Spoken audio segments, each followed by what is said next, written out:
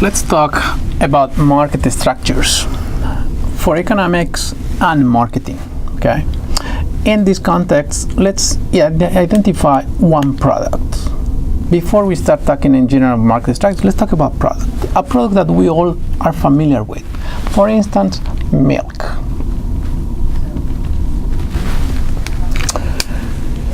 There's a market for milk, right? We are putting the horizontals, the quantities in gallons per week. Gonna be millions of gallons per week for all the sellers of milk and all the buyers in a city, right? And in this case, as you can see in the equilibrium, we have a price of 4 per gallon. If you are an individual market, you also have your quantities, maybe thousands per gallons per week, right? And you have also the prices, and most importantly, you have information about your own costs. Here, I just graph the information about costs on the marginal cost and the average total cost. Okay, that's the information you have. Then an individual farmer that's selling milk, then is gonna see what's the price of equilibrium in the market, accept that price because a price taker, right? And said, okay, at 4, right, I can sell any quantity I want to sell. The product is perceived completely homogeneous for the consumers. Then your milk or the milk of this farmer is the same as the milk of the other thousands farmers that are there in the farms, okay? Then at a price of 4, this farmer can sell all the quantity it wants, but he doesn't know what quantity. Then let's write that, right? And let's say this is the demand for the individual farmer at a price of 4, okay? And how many gallons per week this farmer is gonna bring to the market, that depends on the maximization of profit that you already know, right? We said farmers follow the rules, marginal cost equals marginal revenue. In this case, the price is 4, and it's gonna be the same price for all quantities. Then the marginal revenue in this case equal to the price too. That point, that specific point, is here in blue, right? And we said, let's say that this farmer is gonna bring 500 gallons of milk to the market per week, and with that he maximizes profit. Notice that in this graph, also the price of 4 and 500 gallons per week, the average total cost is exactly the same as the price. There's no extra profit, right? Only regular profits that are included in the average total cost, okay? Then this market is in equilibrium in the long run, right? Equilibrium in the market and equilibrium for the individual firm. But this farmer wants to make profit, wants to increase profit, really to have some extra profit. For that, then he says, let's make a market campaign. Try to differentiate my own product from the other farmers. Well, that campaign is not going to be really useful, because consumers already have in their heads that milk is milk. And this farmer is just one of 10,000s of farmers. Then whatever effort he does is not going to really affect the demand in the market. It's not going to really shift it to the right?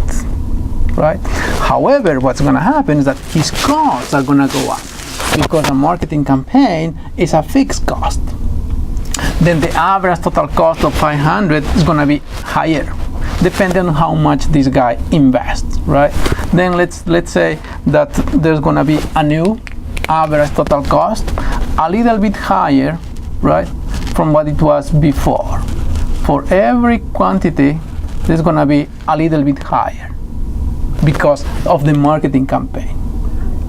Now that there is a new average total cost, completely parallel to the first one, then, right, let me say this is the new average total cost. I'm gonna call it average total cost 1. The maximization of profit stays at the same, right? 500 gallons per milk gallons of milk per week, but then now the average total cost is higher than the price, there is a loss. Then it doesn't make sense to do it, okay? But do you remember that there's something that was really successful? There was this campaign, You Got Milk. That was a campaign not by individual farmer, it was the entire group, the association, the American Association of Milk Producers, that came up with this clever idea, right? Got milk? The idea was to say milk is better than Coca-Cola, better than Pepsi-Cola, better than water or other drinks. It's healthier and gives you more for your money. Okay, that campaign, which was for the entire association, right, that went exactly to affect the demand in the market. And the demand just shifted to the right.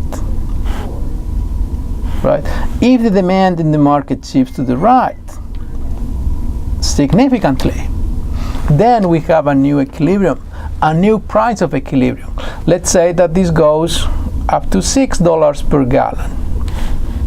After the got milk is successful, the demand shifts to the right, right? People that drink water, now they're drinking milk, and so on. Then the new price of equilibrium is 6. Of course, they're selling more millions of gallons per week. The individual firm now has to get the new price, right? And transfer to their own business. Then if we say the association make this campaign, got contributions from the individual market, let's say the contribution was exactly this amount for every individual in order to make this general group marketing campaign. Then the price went up to 6. Let's put here 6. Now we have a new horizontal demand, right? In this new horizontal demand, then let me just be explicit, right? We have a new demand. This is demand for the individual firm, number 1. There's a new equilibrium, right? Let me use my blue marker for this. This is the new equilibrium. Of course, this farmer is selling more than 500 gallons per week. More importantly, the price, the new price, is higher than the new average total cost that includes the advertising that goes with the association, right? And then, as you can see here, there's going to be even some profit. That's the short run. Then the question for you is, what's going to happen next? What's going to happen in the long run? Should we expect that all these milk producers, after they got milk, are going to keep that profit margin? What do you think is going to happen? Of course, you have to think what's going to happen in the market after farmers see that the guys who are selling milk are making this extra profit. Please think about, and that's exactly what we are talking about when we said perfect competitive markets. Milk is a perfect competitive example, right? It's an example of perfect competitive market, and please think about what's going to happen in the long run. To give you a hint, we started and we said we are in equilibrium. Long run. We move up to a new position in the short run.